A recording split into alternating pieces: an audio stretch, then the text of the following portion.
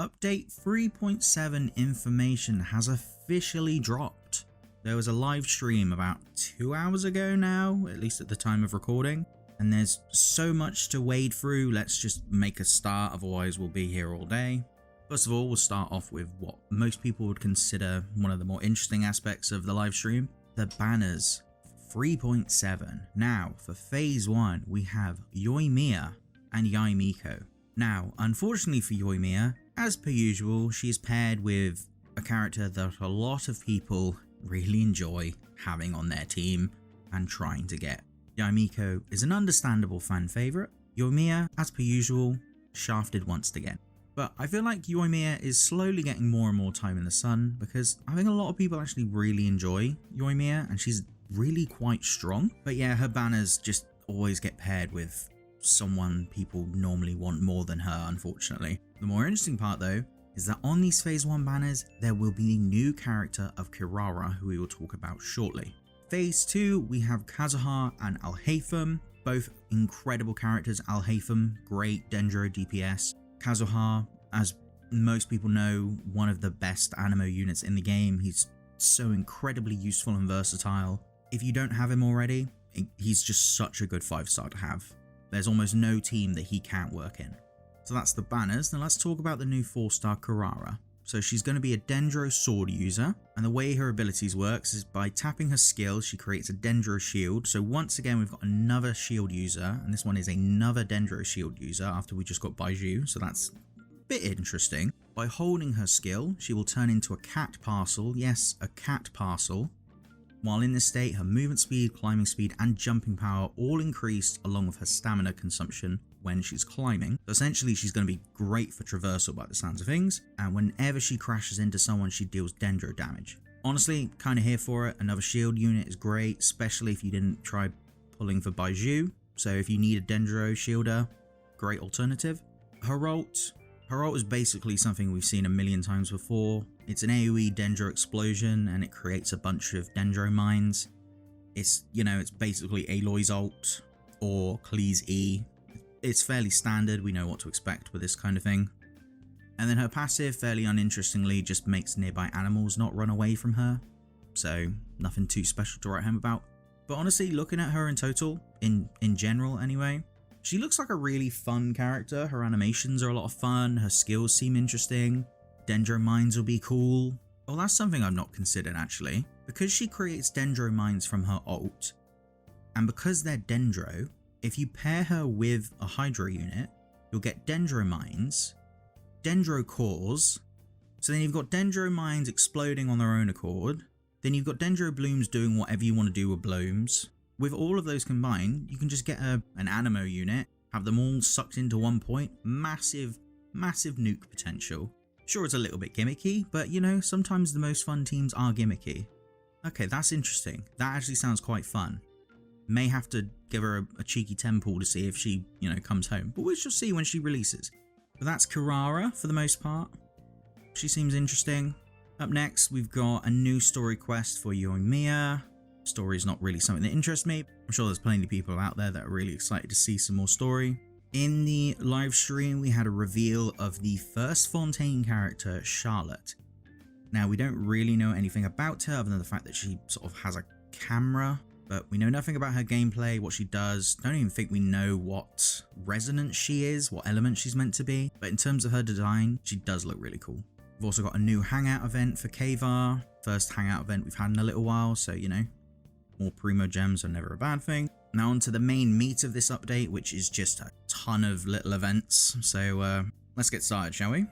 So the major event is going to be a story event that revolves around the TCG card game. It's going to be a tournament. So by the looks of things, we'll be playing a bit of TCG, and there will also be, standard story event gameplay.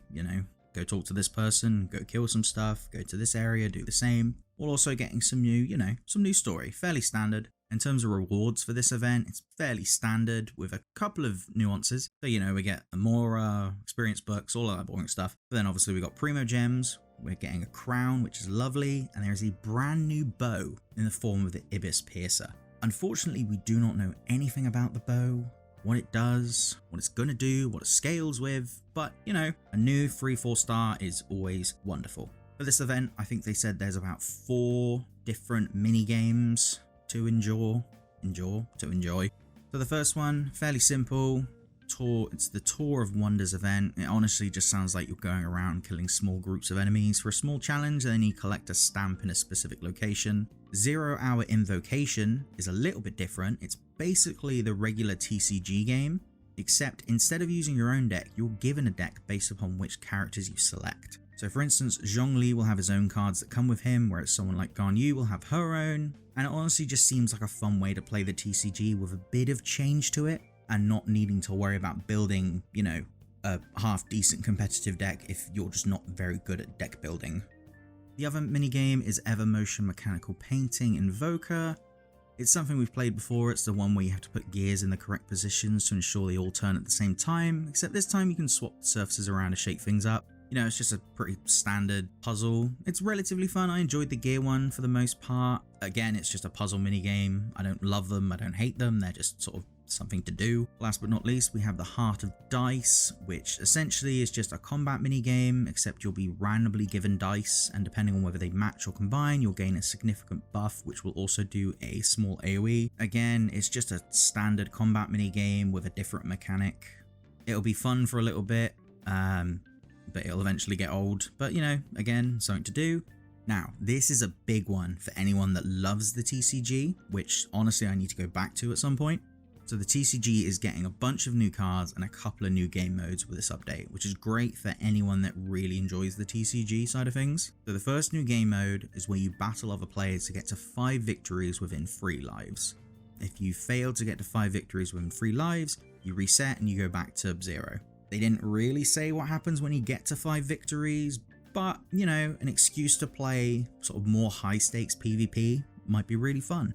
For those that aren't that interested in PvP when it comes to the card game, there is a new PvE section where you'll be going against the AI. You'll be able to choose different aspects of how to make the AI more difficult or more easy, depending on how you want to play. But again, it's just another way to play the game, and this is to sort of make it a bit more difficult. There is another event coming in the form of Divine Ingenuity. Essentially, you're allowed to design your own domain, each with different rules. So there's one where you have to defend a monolith, another to collect coins, another one has multiple areas for you to collect special coins, which will give you temporary buffs, and then the 4th stage brings out debuffers that you need to destroy to make enemies easier to kill. Essentially, all of these can be combined in a Serena Teapot sort of way, where you can, you know, instead of making a lovely looking home, you make the world's greatest death trap that you challenge other players to try and beat. Personally, it's not something I find very interesting, but I know that there are many players that find this really fun and engaging, and I'm happy they've got it. And apparently this time around we've got co-op, which is a nice extra for those that have friends. Must be nice. Another event is in the form of the Feast of the Departed Warriors. We've seen this one before. I do not care for this one just because of how harsh they make some of the difficulties sometimes. Essentially, you're fighting a boss enemy and you can make it as difficult as possible to get the maximum score. I remember when this first dropped, people were going insane because I think there was a name card attached to it, if I remember correctly, and it was just insanely hard to get, and in the end I just could not be. I gave up in the end. But I know some of the bigger streamers and YouTubers and just whales in the game loved it because it's actually really hard content, which is what a lot of those players are looking for most of the time. So, you know, fairly standard. For the last of the events, we have something called the Phase Trials Hypothesis. Again, it's another combat event, except this time it's with the addition of a camera-like Super Sense skill. We've seen this event before. You basically have to get enough energy, then you can spin around with a camera to get the most enemies in frame, and then they'll receive a ton of damage, and that's basically all the combat is. This time, I can't remember if we did this. I can't remember if they did this previously or not, but you'll be stuck with Trials characters as well. So at least you'll get to try out some different teams we might not have thought about. Again, we've had this one before, but you know, free stuff is free stuff, and I really like being able to try out teams that I either can't make or have just never thought about. Because sometimes you find ones that, for somehow, I don't know how MiHoYoverse has figured them out, but they end up playing really good, or they play awfully. But you know, sometimes it's nice to just have that variety, and that little taster. And last but not least, arguably the biggest reveal of the trailer, which they sneakily put in at the end, which I almost missed, because it got to the end and they kept talking, I was like, okay, Maybe I can leave early. Don't leave early, because as it turns out, there is a very small 15-second ending that is very integral to the game's development in terms of a new mechanic we're about to receive. And it turns out we're getting underwater gameplay. Now, I don't know how they plan on implementing it or what. Honestly, it looks like it's very much work in progress, and I don't know how soon we'll see it. It doesn't look like it's in a good enough state to be expecting it anytime soon, but the gameplay very clearly shows you swimming underwater. Now, it's a very short clip. There's not much to sort of gauge from it, but the fact that we are getting underwater gameplay means that, you know, the massive sections of water we have in this game may eventually have a use. I'm not sure. We will just have to see how they implement it whenever they decide to implement it. But it was really interesting to see. This would be like the equivalent of them adding the glider in 2.5 or whatever, instead of having it at the very beginning. It's weird that they decided to add diving now so late into the, I don't know, game's development, but more mechanics that allow for more exploration is definitely a good thing, so I shan't be complaining. But anyway, that's pretty much everything we have to say for update 3.7. In terms of significance to the game, doesn't look like there's going to be much. I mean, the update to the TCG is great. There's a story event. The new bow will be nice. The events, you know, just standard stuff to do to keep you from being bored. The banners, you know, banners seem solid. We haven't seen what 4 stars are going to be paired other than Kirara. Honestly, really look forward to playing Kirara. I might have to try and pull for her, see if I get lucky. But yeah, for the most part, update 3.7, they don't seem to be adding a ton, which makes sense because update 3.6 added so much. But yeah, big reveal of the diving and the underwater swimming. Very interesting. Look forward to seeing what they do with that in the relative near future, maybe. But yeah, update 3.7 seems fairly solid. Nothing amazing or outstanding, but you know, the new character looks really cool. But anyway, that's all I have to say on the matter. Thank you for those that stuck around to the end. Be sure to like, comment, subscribe, and all that good stuff. And let me know down in the comments below what you think of update 3.7. And will you be pulling for any of the characters, or are you just going to try your luck with Kirara like I am? And I know it's going to end so exceptionally poorly, but sometimes you have to at least try, right? Anyway though, I've been James, the Mayor of Jamestown, and until next time, goodbye.